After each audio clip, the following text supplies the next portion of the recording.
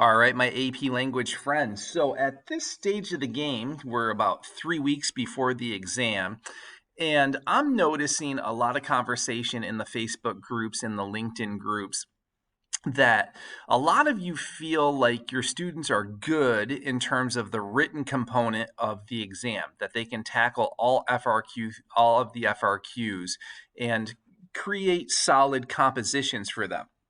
But the big thing, the big kind of Achilles heel this year is the reading. I hear a lot of teachers, that I work with through the National Writing Project and such. They say my students just are not performing as well as they have in years past on the multiple choice. And I say, well, there's a reason for that. They don't know how to read like a professor.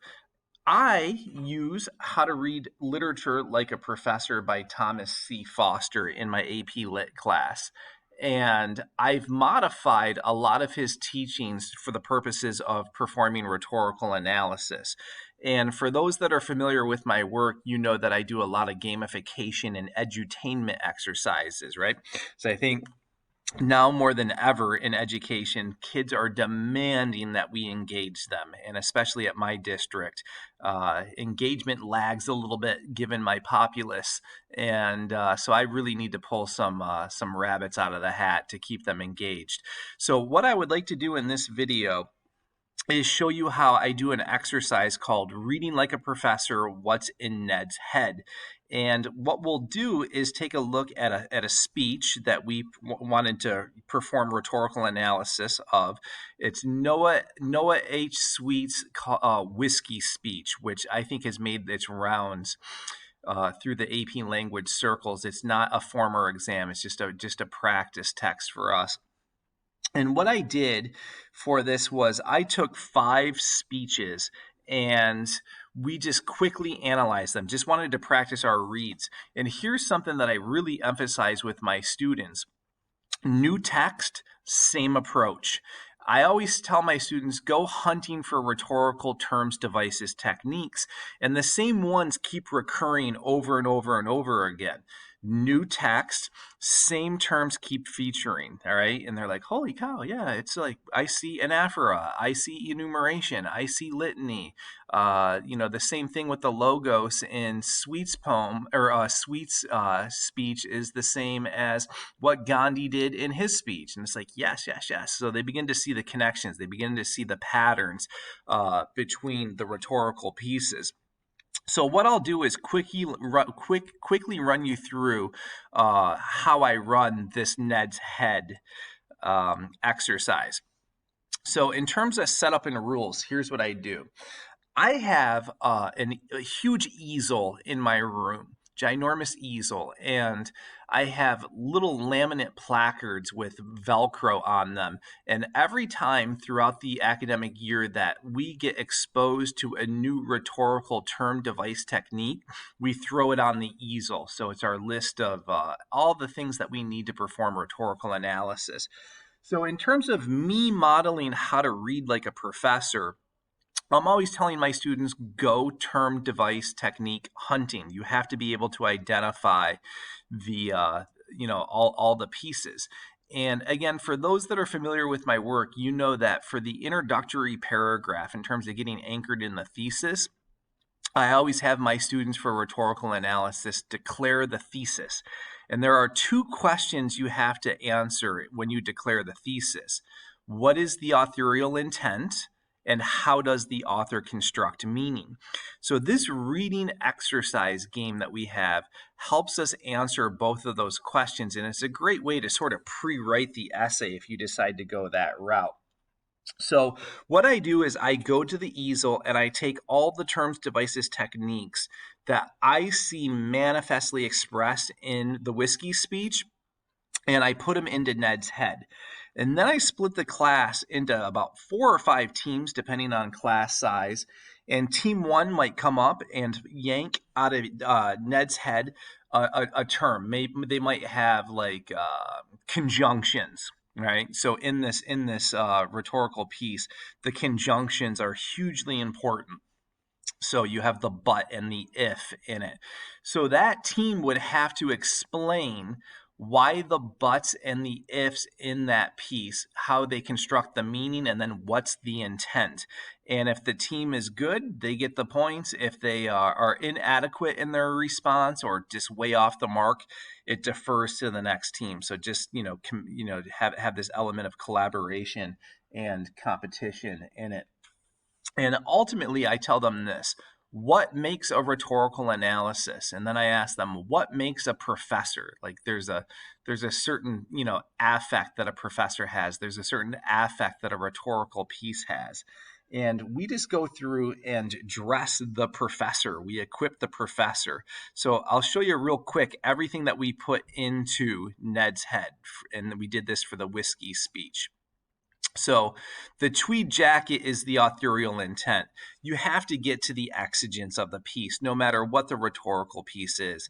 You have to ascertain the exigence with accuracy. So we practice that. In this one, the ethos of Sweet is very important. That idea that he comes out as, this key legislature, and he's asked, what do we do about prohibition? And at the end, he says, I don't know. There's good and there's bad qualities to the alcohol question. I'm not going to make that decision for you. So he comes off as, in terms of this impromptu, extemporaneous delivery of the speech, and he presents both sides of the dichotomy. And in the end, he shrugs his shoulders and says, I don't know, you figure it out. And that's ultimately achieved, as you'll see, down in here, through the syntactical arrangements of it. But what we do also is take a look at the pregnant lines, the words, the phrases. You always have to do diction analysis. And then, I want them to make observations. So in this particular speech, huge features of litany and enumeration. I made the observation for them, but so what? How does it construct meaning? What's the intent? So I'm just drawing their attention to things that I notice. So in particular, in terms of the syntactical arrangements, I've already alluded to this, the conjunctions are mightily important. So if, let's say the College Board were to throw this particular speech at students as an FRQ, I would expect that the College Board would want our students to identify those conjunctions. I know that in terms of getting the sophistication point and just doing real close analytical reads, those conjunctions are huge. The anaphora in it is also very important. The sentence structures.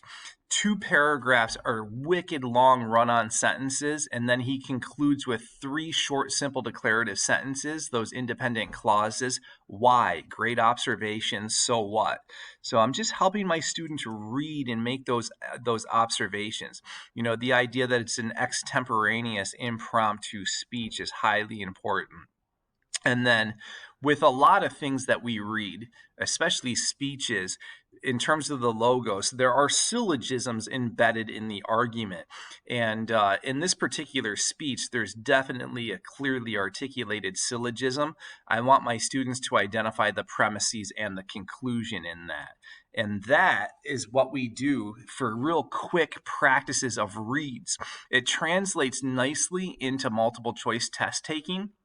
I find that the reason why my students, especially towards the earlier part of the year and the middle part of the year, really struggled with multiple choice, I blame it on the COVID gap.